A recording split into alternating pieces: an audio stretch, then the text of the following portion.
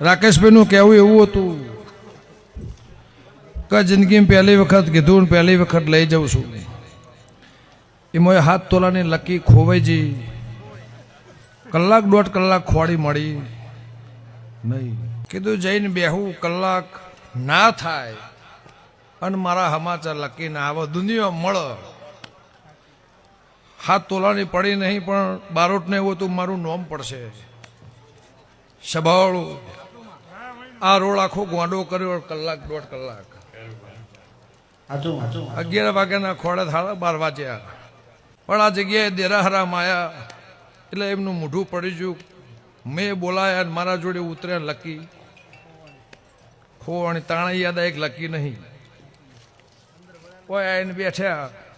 અને ફોન આવ્યો કે મળી તે બીજા માળે ભોયડામાંથી મળી મોણા ખોળવાની એવા એવા વસ્તુ ખોવાય અને જવા દઉં મારી કરશે માતાનો વેણ છે